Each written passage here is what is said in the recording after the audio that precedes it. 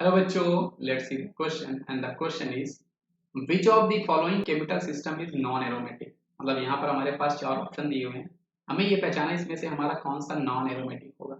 तो बच्चों, ये एरोमेटिसिटी को पता लगाने के लिए हमारे पास होता है एक हकल्स रूल। हम लोग हकल्स रूल का यूज करके एरोमेटिक का पता लगाते हैं। और हकल रूल हमें क्या बोलता है? पहली कंडीशन इसकी होती है कि हमारा जो रिंग है वो आपका प्लेनर होना चाहिए।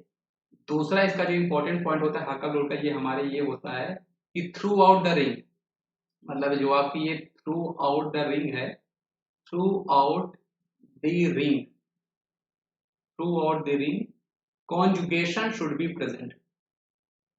कॉन्जुगेशन शुड बी प्रेजेंट, ये आपकी दूसरी कंडीशन है। मतलब आपकी जो रिंग है, पूरी रिंग में आपके पास कॉन्जुगेशन होना चाहिए। आप कॉन्जुगेशन क्या होता है ये आपको पता होगा, ये अल्टरनेट होता है। मतलब ये pi bond sigma pi bond के बीच में हो सकता है, lone pair sigma pi bond के बीच में हो सकता है, positive charge sigma pi bond के बीच में हो सकता है। जब कभी भी आपको ऐसे कॉन्जुगेशन मिलते हैं तो वो हम उनको बोला करते हैं कॉन्जुगेशन। तो आपके पूरे रिंग में कॉन्जुगेशन होना चाहिए, ये चीज आपको पता होना चाहिए। और तीसरा जो इसका सबसे इंपॉर्टेंट कॉन्सेप्ट होता है वो आपका होता है 4n+2 is equal to pi electron. इस फॉर्मूले को आपका वो जो आपका कंपाउंड है वो इसको फॉलो करना चाहिए।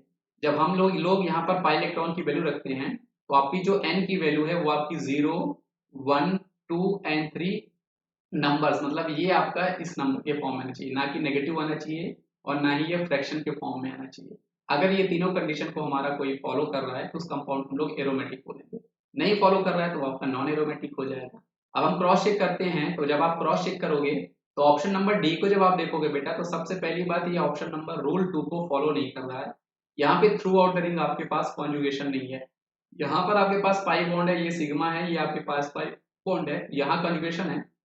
उसके बाद आपके पास पाई बॉन्ड सिग्मा और सिग्मा, मतलब कोई कॉन्जुगेशन यहाँ पर है ही नहीं, जो हमने तीन कॉन्जुगेशन डिस्कस किए थे, तो ये उसको फॉलो नहीं कर रहा है, इसलिए यही आपका नॉन एरोमेटिक हो जाएगा।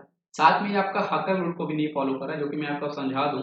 उसको समझने के लिए आपको क्या करना है बेटा, देखो 4n+2 इज इक्वल टू आपको पाई इलेक्ट्रॉन लिखना है। अब पाई इलेक्ट्रॉन में आपके पाई बॉन्ड भी हो सकते हैं, उसमें जो इलेक्ट्रॉन है, साथ में जो आपके लोन पेयर कॉन्जुगेशन में पार्टिसिपेट कर रहे होंगे उनको भी हम लोग पाई इलेक्ट्रॉन की तरह कंसिडर करते हैं, लेकिन वो आपके रिंग में कॉन्जुगेशन में पार्टिसिपेट करने चाहिए, ये चीज आपको ध्यान रखना है।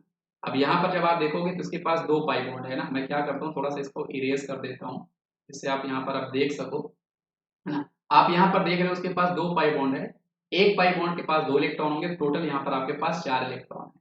आप इसको जब सॉल्व करोगे तो 4n=2 यहाँ पर आपका 2 आया, और n की वैल्यू यहाँ पर देखो बेटा आपकी 1/2 आ रही है। जबकि मैंने बोला था अकॉर्डिंग टू हाकल रूल, जब हम 4n+2 पाई इलेक्ट्रॉन को लगाते हैं तो आपकी जो n की वैल्यू है वो आपकी 0, 1, 2, 3 आनी चाहिए, वो फ्रैक्शन के फॉर्म में नहीं आनी चाहिए।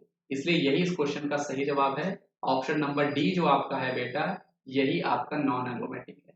आई होप आपको ये कॉन्सेप्ट समझ में आया होगा बच्चों। Thank you.